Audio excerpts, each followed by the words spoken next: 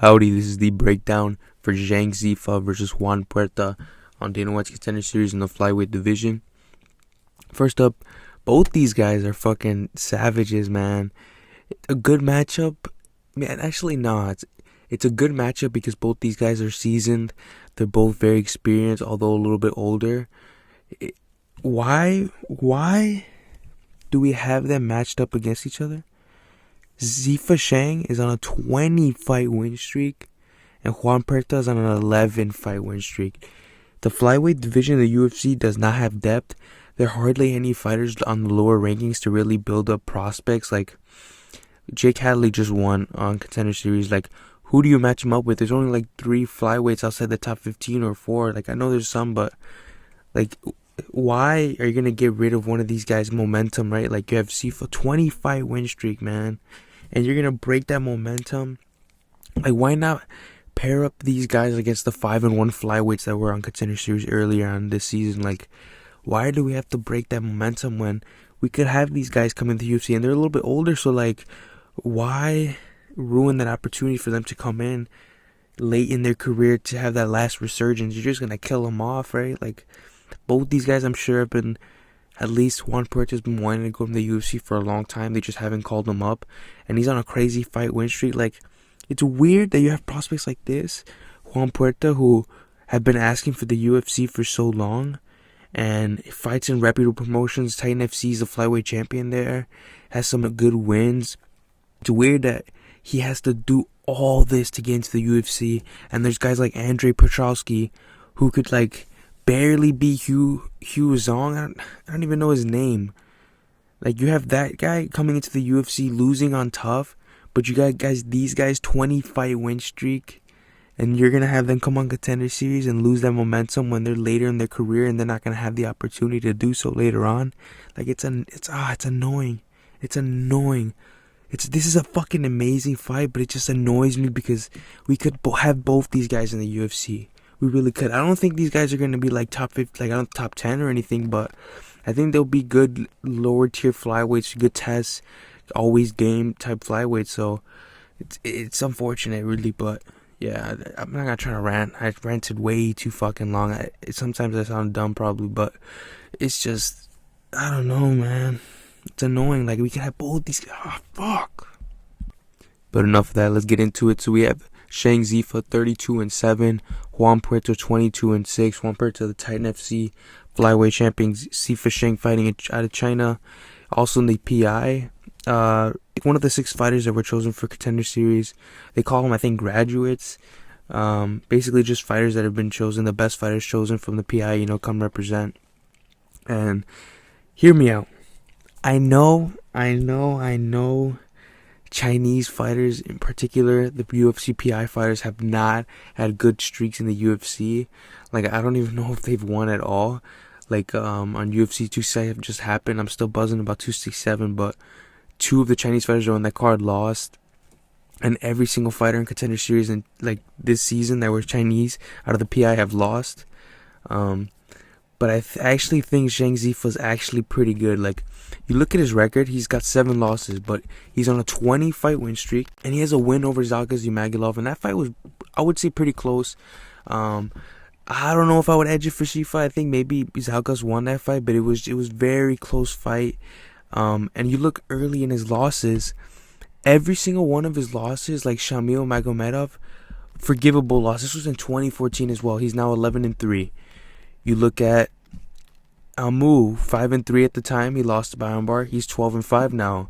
So he came on a 7-fight win streak. And then you have Zhang here that he went against, was 3-1 at the time, and he fought for Ruff. Ruff is like a weird promotion that's a little bit older. Like Herb Dean refereed Ruff. Ruff's like a weird promotion, I think, in Arizona. But Zhang, also a forgivable loss. He fought him at 5-3, and now he's 18-6.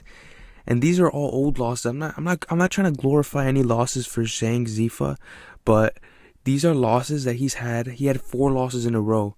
So just think about the run that he's had, and he lost early on in his career. So I feel like that is a little bit forgivable, but it's also against decent competition. So it's like, can you really forgive that, right? He's improving. Has a win over Dennis Bonder, who's now in the UFC. went on a good run himself, so he has some pretty good wins on here, and he doesn't really get finished ever since that first skid that he had.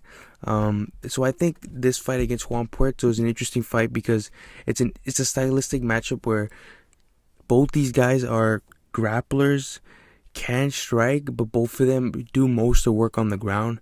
So it's interesting to see in that first round who gets the advantage in the grappling. I think that's how the fight's gonna carry on out. It's gonna be competitive. I don't think these guys are gonna finish each other. I think it's gonna be a grindy decision.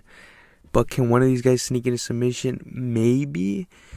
My pick is Shang Zhifa to win this in a very close decision because Juan Puerta has some good wins, man. He has some good wins.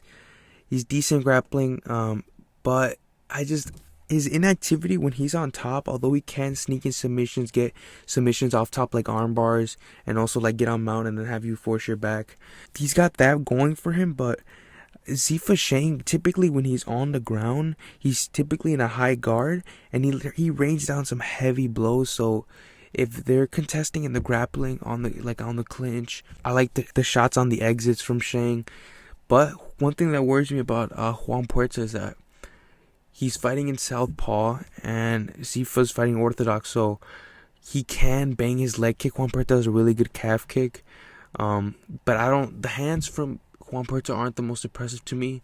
I think he does better when he sets up his boxing with his leg kicks, so he's gonna have to get that off going. But I don't know if that's gonna happen because Shang doesn't like to entertain the striking all that much. Yeah, he can blitz forward, has some good striking, but I don't think he's going to want to strike with Juan Puerta. I think he's going to want to try to get this to the ground immediately.